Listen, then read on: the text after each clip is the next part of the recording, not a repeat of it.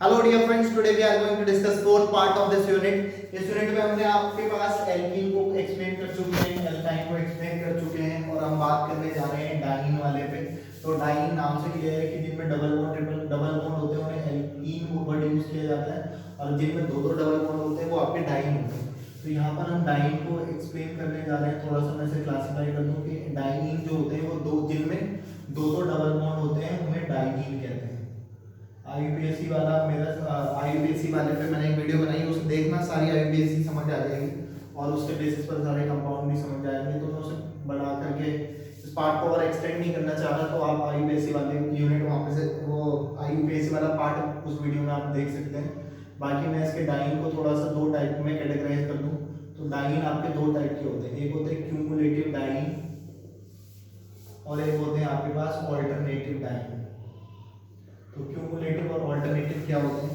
जिनमें अगर आपके पास डबल बॉन्ड कंटिन्यूअसली चलते हैं तो उन्हें क्यूमुलेटिव कहते हैं। फॉर एग्जांपल जैसे CH2 double bond C double bond CH2, तो डबल बॉन्ड कंटिन्यूअसली चल रहे हैं। या आपके पास एक एग्जांपल और बोलूं तो ये भी आपका CH2 CH3, यहाँ पर भी डबल बॉन्ड दो दो डबल बॉन्ड एक साथ है, तो ये भी क्यूमुलेटिव है, ये भी क्यूमुलेटिव है। अगर मैं आईयूपीएससी की बात करूँ तो इसका नाम हो जाएगा प्रोप। 1 पे 2 पे 3 1 2 पे डबल बॉन्ड है तो 1 2 डाइईन हो जाएगा। डबल बॉन्ड से काउंटिंग करते हैं, इधर से करेंगे तो 5 पेंट 1 2 डाइईन, इस तरीके से इसका नाम हो जाएगा।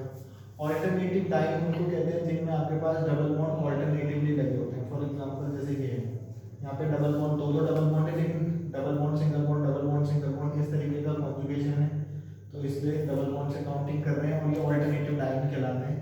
तो 5 कार्बन के लिए पेंट 1 और 3 पे डबल बॉन्ड है तो 1 3 डाइईन वर्ड यूज करते हैं। तो ये आपके पास मैंने इसको डाइईन को थोड़ा क्लासिफाई किया है क्यूमुलेटिव और ऑल्टरनेटिव डाइईन में। मैं अब इनके प्रिपरेशन मेथड पे बात कर रहा हूँ। 1 3 डाइऑल से बना सकते हैं और डी एल्डर रिएक्शन से बना सकते हैं। बहुत ज़्यादा प्रिपरेशन पे बात नहीं कर रहा मैं इसकी, दो प्रिपरेशन मेथड पे आपको थोड़ा सा डिस्कस करूँगा। फ्रॉम 1 3 डाइऑल, डाइऑल दो एल्कोहल वाले के लिए कहते हैं जिसमें दो दो ग्रुप होते हैं उन्हें कहते हैं। आपके पास एक एग्जांपल ले रहा हूँ CH2OH single bond CH2 CHOH और आपके पास एक ये है CH3, या आप यहाँ पर से इसे एक्सप्लेन और एक्सटेंड करना चाहें तो ये ले सकते हैं, ये इस तरीके से दो 1 2 3 4 5। तो यहाँ पर से हम इसका आईयूपीएससी करें तो वर्ड रूट पेंट, सब प्राइमरी सफिक्स का नाम आएगा, सब सिंगल बॉन्ड से जुड़े हैं। एन 2 पे और 4 पे डाइऑल है तो डाइऑल आ जाएगा। अगर 1 3 मतलब यहाँ पे डाइऑल कह दो, 1 3 वर्ड मत यूज करना, नहीं तो 2 4 डाइऑल कह दो। या आप अगर इसी को यहाँ पर अगर मैं इसे CH2 बना देता तो 1 2 3 4 इस तरीके से हो जाता तो 1 और 3 आ जाता। तो अभी फिलहाल मैंने इस हिसाब से बना रखा है, तो आप इसी को देख लेंगे। डाइऑल कह रहे हैं, डाइऑल से बना रहे हैं। तो डाइऑल को आप जब अल्कोहल को कंसंट्रेटेड H2SO4 की प्रेजेंस में गर्म करते थे 170 डिग्री सेंटीग्रेड टेम्परेचर पर, तो यहाँ पर से OH और पड़ोस वाले से H निकलता था और सेक्सेफ ये कहता है कि वहाँ से हाइड्रोजन जाता है जहाँ पहले से ही हाइड्रोजन कम होते हैं। तो यहाँ पे 3 है, इसके पड़ोस में 2 है तो यहीं से जाएगा। सिमिलरली यहाँ से भी जाएगा।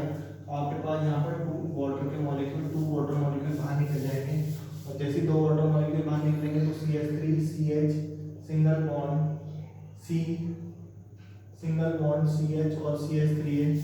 इसका OH जाने से इसकी इक्विवेलेंसी, इसका H जाने से इसकी इक्विवेलेंसी पूरी, इसके OH जाने से इसकी इक्विवेलेंसी और इसके H जाने से इसकी इक्विवेलेंसी डबल बॉन्ड से पूरी हो जाएगा। तो ये डाइईन का फॉर्मेशन हो गया।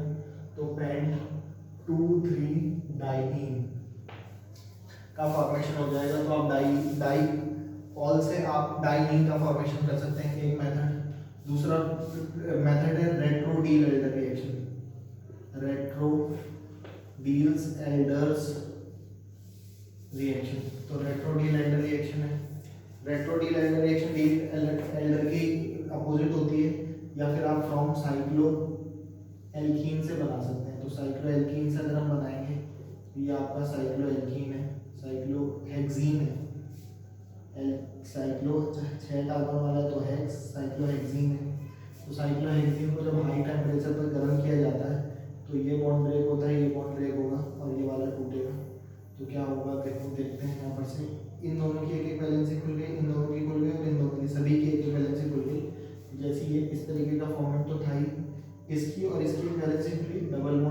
इसकी और इसकी वैलेंसी खुली यहाँ पे डबल बॉन्ड से, और ये सिंगल बॉन्ड मतलब एक कार्बन और कार्बन सिंगल बॉन्ड में था, ये बॉन्ड और ये बॉन्ड टूटने से दोनों की एक वैलेंसी खुली, यहाँ पे आपका डबल बॉन्ड आ जाएगा।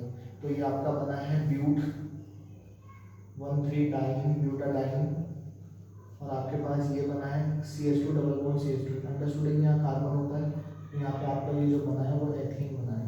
तो ये एल्कीन भी बन गया और डाइन बनाने का भी एक मेथड था, तो डाइन ब्यूटाडाइन का फॉर्मेशन हो गया। आपके पास क्यूमुलेटिव भी बना सकते हैं, और आपके पास ऑल्टरनेटिव डाइन, ये ऑल्टरनेटिव ये double bond single bond double bond alternative diene का फॉर्मेशन आप कर चुके हैं। बात करते हैं इनकी केमिकल प्रॉपर्टीज पे। तो डाइन की केमिकल प्रॉपर्टी में बात कर रहे हैं, ये डाइईन है, डाइन मत समझ लेना। और डाइन की केमिकल प्रॉपर्टी पे बात करते हैं, तो डाइन की केमिकल प्रॉपर्टी में एक पॉलीमराइजेशन वाली रिएक्शन है पॉलीमर वाले चैप्टर की।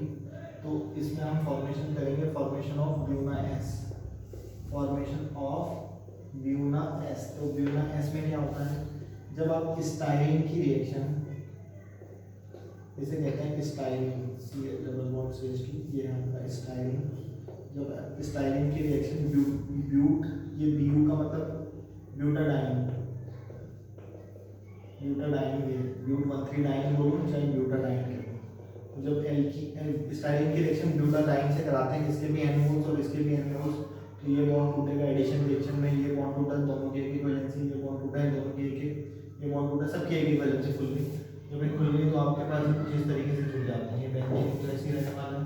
यहाँ पे आपके पास CH2 सॉरी यहाँ पे CH है, तो इसका ये बॉन्ड टूटा, इसकी भी एक वैलेंसी खुली इसकी भी, और ये CH2 था, यहाँ पे से CH2 की एक वैलेंसी खुली, ये खुल गई इसकी एक वैलेंसी, ये इससे कनेक्ट हो गया, फिर CH2, फिर यहाँ पर सिंगल बॉन्ड CH, फिर सिंगल बॉन्ड CH और फिर सिंगल बॉन्ड CH2। इसकी जो वैलेंसी खुली थी वो ऐसे खुल जाएगी, यहाँ पे इसकी वैलेंसी इन दोनों की खुली थी वो ऐसे पूरी हो गई, इसकी और इसकी वैलेंसी ओपन है, वो टोटली ऐसे जुड़ करके ये वाली में कंटिन्यूअसली जुड़ती चली जाती है, और ये जो बनता है ये आपका ब्यूना एस है, ब्यूट 1,3 डाइन। ये आपके पास पॉलीमर है, और ये बहुत सारे इंपॉर्टेंट चीज़ों को बनाने में यूज़ किया जाता है, और हमें केमिकल प्रॉपर्टी पढ़नी थी जनरली, मैं उसी पे बात कर लेता हूँ कि ब्यूटाडाइन स्टाइरीन से रिएक्शन करके ब्यूना एस बनाता है, और ये जो रिएक्शन होती है वो सोडियम मेटल या सोडियम एलिमेंट की प्रेजेंस में होती है। और याद रखने की कि स्टाइरीन की रिएक्शन ब्यूटाडाइन से कराते हैं Na सोडियम की प्रेजेंस में, तो सिंपली इस रिएक्शन को इस तरीके से भी याद रख सकते हैं। तो एक केमिकल प्रॉपर्टी तो ये हो गई आपकी ब्यूना एस से रिलेटेड, ब्यूना एस बनाने की। दूसरी केमिकल प्रॉपर्टी में मैं बात कर लेता हूँ। अभी जो मैंने डी-एल्डर रिएक्शन पढ़ी थी, हमने डी-एल्डर रिएक्शन का अपोजिट है, सॉरी रेट्रो डी-एल्डर पढ़ी थी, उसी की अपोजिट रिएक्शन है डी-एल्डर रिएक्शन। सेकंड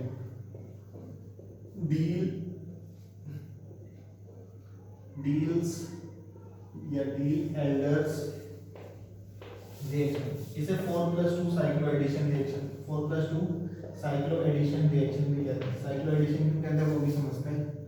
ये है 4 का मतलब यहाँ पे पाई के 4 इलेक्ट्रॉन है जो पार्टिसिपेट करेंगे रिएक्शन में, और ये यहाँ पे पाई के 2 इलेक्ट्रॉन पार्टिसिपेट करते हैं। तो ये थर्मल कंडीशन में जनरली होती है, मतलब इसे गर्म करके रिएक्शन करवाते हैं। तो 4 पाई के और 2 पाई के, और जब हम रिएक्शन कराते हैं तो एडिशन रिएक्शन होती है और एक साइक्लिक प्रोडक्ट बनता है, इसलिए साइक्लो एडिशन रिएक्शन कहते हैं। 4+2 इसलिए कहते हैं क्योंकि 4 और 2, और बाकी इसे डी-एल्डर रिएक्शन भी कहते हैं। ये बॉन्ड टूटा, ये बॉन्ड टूटा, ये बॉन्ड टूटा, सबकी एक बैलेंस, ये बॉन्ड इधर, ये बॉन्ड इधर और ये बॉन्ड इधर जब शिफ्ट होगा तो आपके पास ये कुछ ऐसे दिखेगा। ये बॉन्ड टूटने से इसकी और इसकी बैलेंस खुली थी वो पूरी हो गई, इन दोनों की भी एक बैलेंस खुली है वैसे पूरी हो जाएगी। ये जो बना है वो आपका बन जाएगा साइक्लोहेक्सीन, और ये साइक्लोहेक्सीन हो गया, ये आपका बन गया ब्यूटाडाइन, और ये जो है वो आपका एथीन। तो ब्यूट 1,3 डाइन, ये आपके पास डाइन की रिएक्शन एल्कीन से कराने पर साइक्लोएल्कीन का फॉर्मेशन होता है। इस रिएक्शन को आपका डी-एल्डर रिएक्शन कहते हैं। तो जनरली मैं आपको ये रिएक्शन बता चुका हूँ, केमिकल प्रॉपर्टी और डाइनिंग भी हो गया। अब बात करेंगे नेक्स्ट वाले पार्ट में हम साइक्लोएल्केन्स के ऊपर। फिलहाल हमारे ये यूनिट में ऑलमोस्ट 3 पार्ट कवर हो चुके हैं, मतलब वैसे तो 4 पार्ट चल रहा है, और हम 3 इंपॉर्टेंट प्रॉपर्टीज़ के या इंपॉर्टेंट पॉइंट के बारे में बात कर चुके हैं। साइक्लोएल्केन्स को मैंने जनरल में पहले भी कभी समझाया है, जब IUPAC वाला पढ़ोगे मेरा वाला पार्ट तो वहाँ पे समझ आ जाएगा, फिर भी मैं थोड़ा एक्सप्लेन कर लूँ कि अगर हम प्रोपेन की बात करें तो यहाँ पर आपके पास ये आपके पास जनरली कैसे लिखते हैं CH3 CH2 CH3, तो हम अगर इसे बॉन्ड लाइन नोटेशन में दिखाएं तो 3 कार्बन है तो हम इसे ऐसे लिख सकते हैं। अंडरस्टूड है कि यहाँ सी है, यहाँ सी है, यहाँ सी है, कॉर्नर पॉइंट पर सी होता है, कार्बन की 4 वैलेंसी होती है, 3 बची है तो CH3, 2 बची है 2H, और अंडरस्टूड है कि यहाँ पे 3 वैलेंसी बची है तो वहाँ पे 3H है। तो ये प्रोपेन को ऐसे लिख सकते हैं। तो ये प्रोपेन है, लेकिन अगर मैं इसे इस तरीके का स्ट्रक्चर बनाता हूँ तो 1 2 3 प्रोप सिंगल बॉन्ड जुड़े, तो ये भी प्रोपेन होना चाहिए, लेकिन ये रिंग लाइक स्ट्रक्चर में है तो इसे कहते हैं साइक्लोप्रोपेन, साइक्लोएल्केन। और आपके पास ये साइक्लोब्यूटेन, ऐसे ही साइक्लोपेंटेन 5 वाला होगा तो ऐसे ही साइक्लोहेक्सेन, साइक्लोहेप्टेन, साइक्लोऑक्टेन, इस तरीके से ये साइक्लोएल्केन्स कहलाते हैं। तो साइक्लोएल्केन्स उन्हें कहते हैं जिनमें आपके पास सैचुरेटेड सिंगल बॉन्ड वाले कंपाउंड होते हैं, लेकिन साइक्लिक रिंग लाइक स्ट्रक्चर में होते हैं तो उन्हें साइक्लोएल्केन्स कहते हैं। तो नेक्स्ट पार्ट में हम उसके बारे में डिस्कस करेंगे। तब तक के लिए फिलहाल जी लो अपनी जिंदगी, नेक्स्ट वीडियो में पियेंगे आप लोगों को। Have a good day, good bye, good night.